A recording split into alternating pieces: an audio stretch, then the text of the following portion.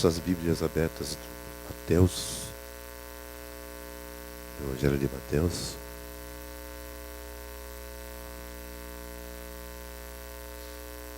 Capítulo 16.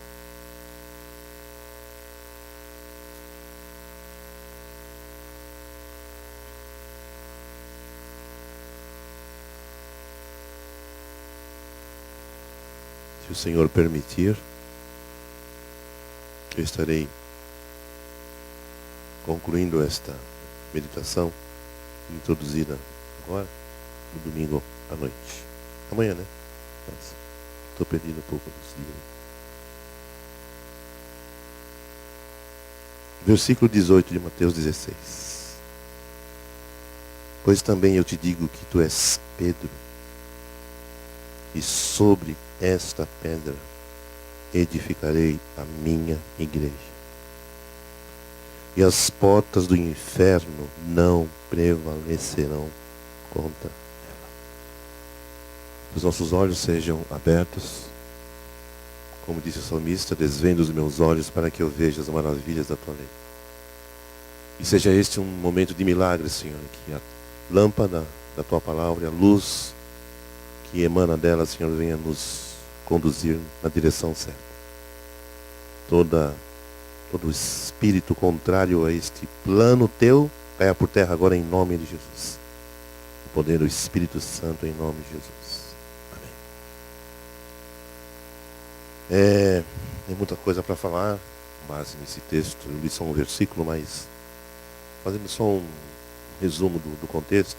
No versículo 1, Jesus é interpelado por um grupo de saduceus e fariseus que estavam querendo tentar Jesus, pegar Jesus numa palavra para comprometê-lo. Eles disseram: mostra-nos um sinal do céu. Jesus respondeu a eles daquele jeito elegante de chamá-los de hipócritas, dizendo que nenhum sinal do céu lhes seria mostrado a não ser do profeta Jonas.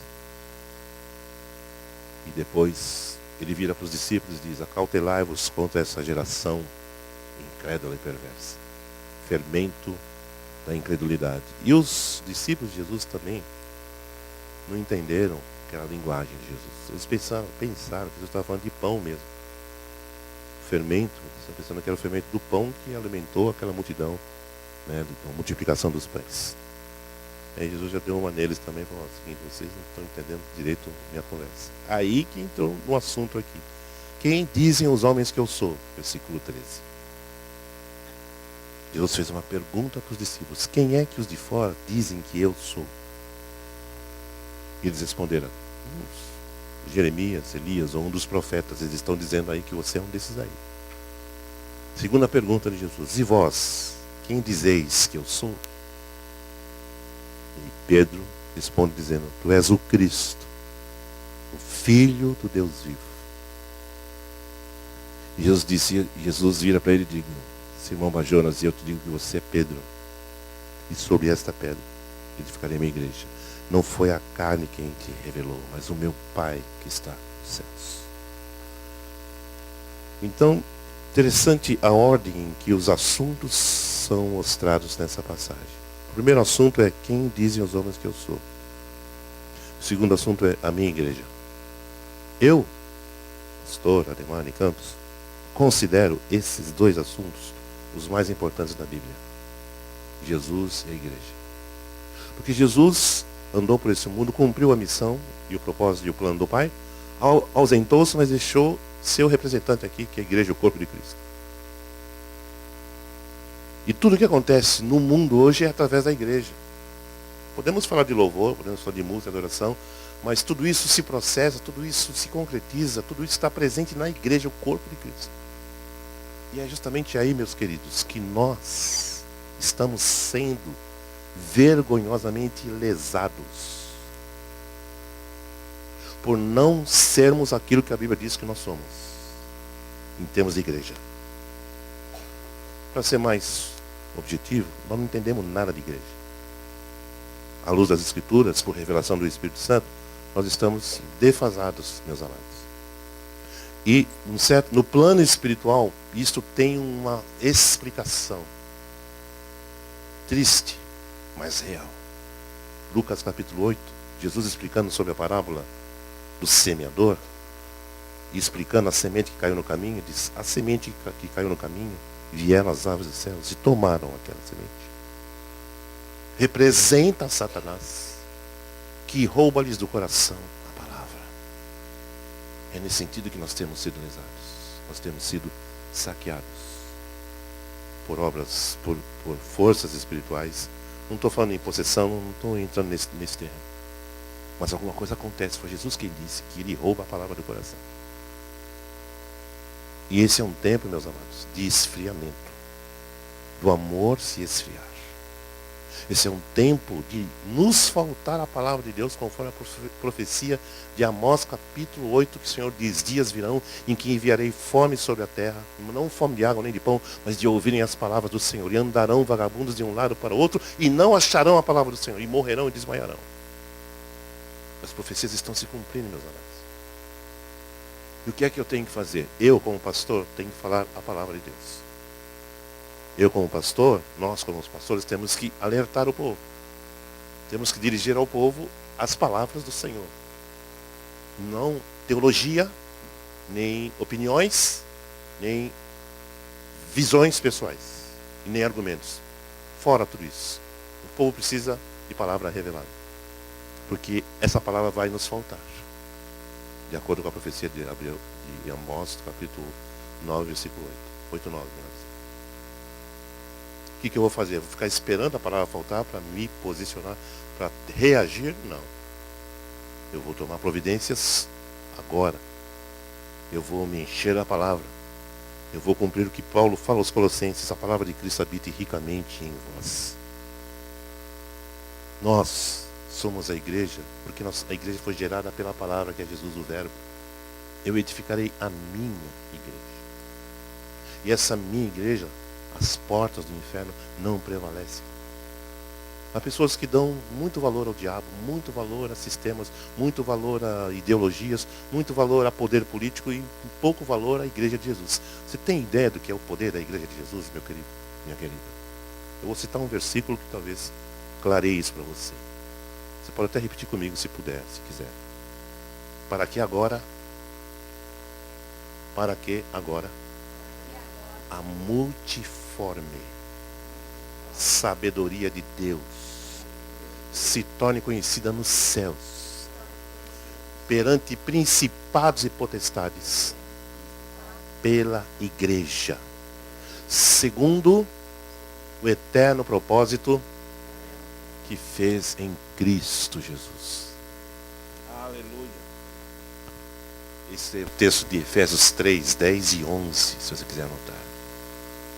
Paulo está afirmando que a multiforme sabedoria de Deus se expressa, se manifesta nos céus, ou seja, diante de hostes e entidades espirituais, principais e potestades, pela igreja. É evidente que essa igreja não é a igreja instituição que eu faço parte e você também. Essa igreja, eu vou falar isso amanhã, é a igreja família, a igreja corpo, a igreja templo, morada de Deus. Essa igreja é formada por pedras vivas. Essa igreja é formada por pessoas remidas pelo sangue de Jesus. Não é estratégia de multiplicação, não é grupo de crescimento, é outra coisa que ainda não está clara aos olhos de muitos, inclusive pastores. Para a tristeza da nossa classe. Não sou o dono da verdade, mas nesses 43 anos de caminhada cristã, olhando o que acontecia lá atrás e vendo o que eu vejo hoje, há uma diferença muito grande. Vocês não têm ideia. E quem está chegando agora tem como referência essa estrutura, essa formatação que está aí, que não vai dar em nada. Um evangelho genérico. Um evangelho raso, que produz pessoas rasas, fé rasas, compromisso raso, uma igreja fraca, pífia, uma igreja rasa, sem expressão, sem fogo, sem o poder do Espírito Santo, sem a autoridade da palavra. Você acha que nós vamos mudar o mundo desse jeito? Não vamos. Então alguma coisa precisa acontecer e o Espírito Santo vai estar chacoalhando o povo de Deus nesses dias, inclusive com perseguição. Ah, mas, poxa, a sua palavra está muito pesada. Não tem uma coisa melhor? Dá para tomar um Dreher antes? Eu tenho coisas levinhas também. Mas por amor a Deus, por amor a você, eu preciso fazer o que eu estou fazendo. Se vocês não quiserem vir amanhã, querem que eu vá embora, eu vou embora, não tem problema. Mas eu preciso falar. Porque eu carrego esta carga comigo há pelo menos uns 40 anos. Não é por acaso que Deus me leva daqui para lá para ministrar louvor. Essa ministração de louvor é uma ministração aliada à palavra de Deus, como eu cantei o cântico. Texto bíblico, Gálatas 6,14. A minha glória é exaltar o meu Senhor Jesus. A minha glória é proclamar o meu Senhor Jesus. Eu estou crucificado para o mundo e o mundo está crucificado. Deus me preservou nesses anos todos de modismos, de tendências, de movimentos e de esquemas. E é da mídia também. Eu estou livre da mídia. Estou curado, estou vacinado contra a mídia. Não sou um grande vendedor de discos. Não estou preocupado também em ser. Porque a minha missão é semear. Eu sou um semeador. E a música na minha vida tem esse papel, essa finalidade. Comecei, falava com o pastor, eu comecei uma escola de ministros lá na Bahia. Um curso de 8 meses. Para preparação, formação, instrução. O povo não conhece Bíblia. Quando eu falo povo, não estou nem falando da igreja. Estou falando dos líderes, dos ministros, dos músicos. Eles não têm apego à palavra. Não têm revelação da palavra. As composições que eles fazem não têm pé nem cabeça. Porque não tem coerência bíblica. E é um pecado isso. Estão desviando o povo cantando essas besteiras que eles cantam aí. Não todos, evidentemente, não estou generalizando, mas o que faz mais sucesso é o que não tem valor bíblico. Infelizmente. E o povo também não conhece a Bíblia, então tá. Lé com cré, um sapato em cada pé. Todo mundo feliz e vazio, e seco e raso. Não é o plano de Deus. A igreja é mais do que vencedora. As portas do inferno não prevalecem contra a igreja de Jesus.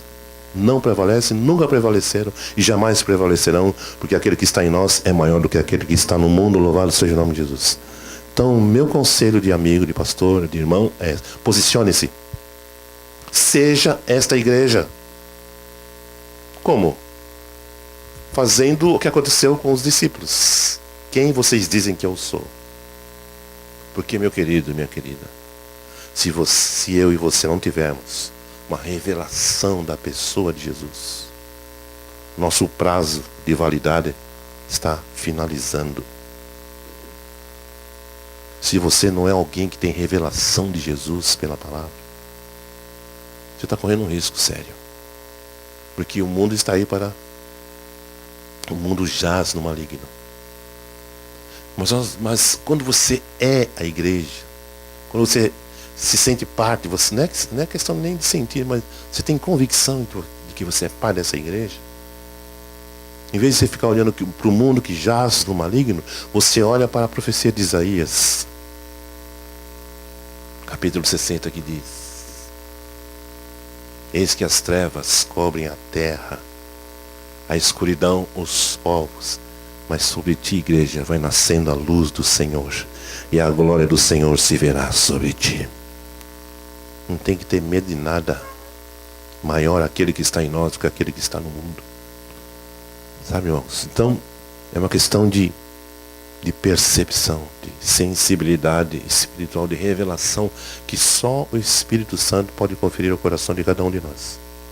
Como Jesus disse em João 16: Ele vos guiará a toda a verdade. Eu vos darei outro Consolador, o Espírito da verdade, que habitará em vós, estará sempre convosco. Ele vos guiará a toda a verdade.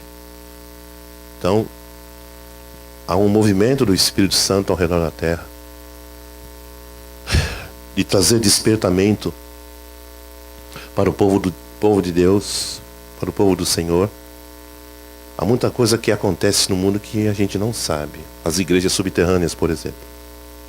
São as igrejas maiores do mundo. Eles não têm templo. Se reúnem nas casas ou nas cavernas. Cerca de milhões de pessoas. Na China, por exemplo. Há vídeos sobre isso. E eles não podem manifestar, expressar publicamente a fé deles sob pena de serem presos ou de serem assassinados. Mas eles têm uma presença divina na vida deles, que é contundente, que é contagiante, que é convincente. E, num certo sentido, nos incomoda, porque nós estamos vivendo na liberdade que nos é permitida e não fazendo o uso devido dessa liberdade para expressar aquilo que somos como igreja, pedras vivas. O cabeça é Cristo. Então, na sequência aqui, os temas são Jesus e depois a igreja. E por que ele estava com aquela conversa com os discípulos? Porque Jesus precisa preparar as pessoas. Nosso papel como pastores é preparar o rebanho. Preparar para o quê? Para a missão. Qual é a missão? Expandir o reino de Deus. Ide por todo mundo e pregai o evangelho a toda criatura. Quem crer e for batizado será salvo. Quem não crer já está condenado. Então essa é a missão simples. Não precisa fazer faculdade de teologia, não precisa ter curso, graduação. É só ser igreja. É só ser luz. É só ser sal. E começa em casa, meus amados. Começa no lar. Do marido com a esposa, dos pais com os filhos. Em primeiro lugar que deve funcionar o ser igreja é a nossa casa. Se não funcionar lá, não tem sentido fora de lá. Se não ganharmos os nossos familiares primeiramente, fica uma coisa assim meio capenga, meio manca. Você ser um grande ganhador de almas fora e a sua família não está no reino de Deus. Não estou querendo com isso confrontar ninguém, não é isso. Estou fazendo uma observação, um comentário importante e necessário. Que Deus possa, através disso, mover o nosso coração de compaixão, de amor pelas pessoas que vivem debaixo do nosso teto. Para que oremos por elas e não só orar, que eles vejam Jesus em nós. E às vezes as pessoas não se convertem porque elas não veem Jesus na gente.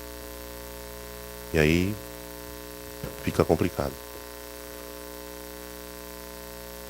Então, caminhando aqui para o final, no versículo 16, Jesus dirigiu-se a Pedro, chamando-o por 2 nomes.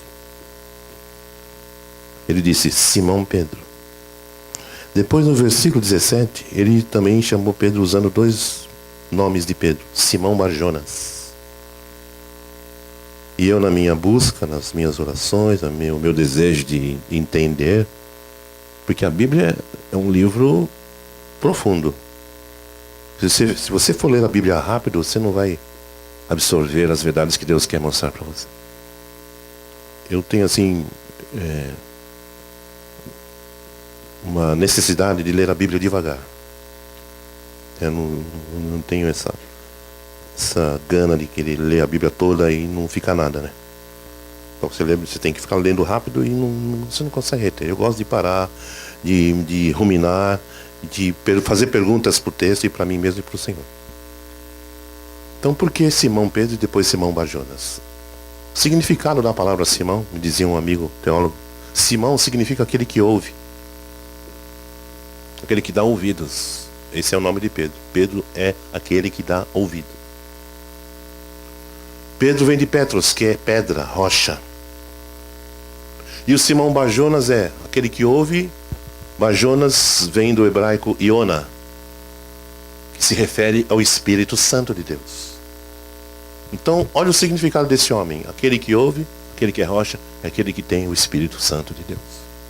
Aí você vai lá para o livro de Atos dos Apóstolos, capítulo 2. Quem é que pregou o evangelho em Jerusalém no Pentecostes? Pedro. Pedro que ouviu, o Pedro que é rocha, que é firme, o Pedro que tem o Espírito Santo. Deus não faz nada por acaso, meus amados. O Senhor tem tudo planejado no seu cronograma, na sua agenda, para o cumprimento dos seus propósitos. E se a gente for analisar a ficha, o currículo do seu Pedro, tem um monte de coisa ruim lá. Negou Jesus, cortou a orelha do Malco, e o diabo o instigou nesse mesmo capítulo. Não, nunca isso te sucederá. Para trás de mim, Satanás. Deus se manifestou, depois o diabo também. Coitado do Pedro, né? Mas Jesus conhecia o coração de Pedro, a ponto de dizer: eu te darei as chaves. E não foi qualquer chave, a chave do reino dos céus, que ligar na terra, será ligar nos céus. E ele usou essa chave em Jerusalém, 3.000 se converteram. Ele que pregou em Jerusalém. Esse Jesus que vocês mataram, que vocês crucificaram, Deus o ressuscitou, Deus o fez Senhor e Cristo. Que faremos nós? Arrependei-vos, convertei-vos, cada um de vós seja batizado em nome de Jesus para perdão dos pecados, e recebereis o dom do Espírito Santo. 3.000 se converteram numa pregação de um homem que ouve ao Senhor, de um homem que é firme, que é rocha, de um homem que tem o Espírito Santo. Jesus estava preparando Pedro, meus amados, como Ele quer preparar a mim e a você. E a boa notícia que eu tenho para dar a você, e eu perguntei: Senhor, só Pedro tem essas chaves? Por que eu não posso ter chaves também?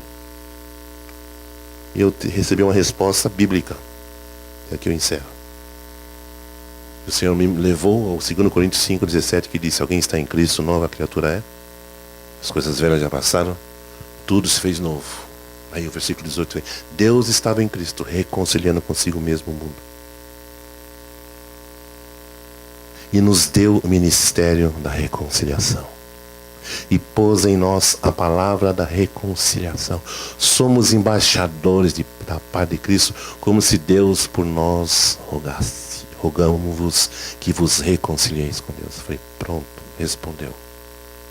Eu tenho a chave do reino dos céus, através do ministério da reconciliação e da palavra da reconciliação que está em mim, igreja, que está em você, igreja. Em 5 minutos de conversa com uma pessoa, digamos, ímpia, que não conhece o Senhor, você tira essa pessoa do inferno e coloca ela na eternidade com o Senhor Jesus Cristo. Que você tem chaves para ligar, desligar, para abrir e fechar. Isto é ser igreja. Amém? Acabei.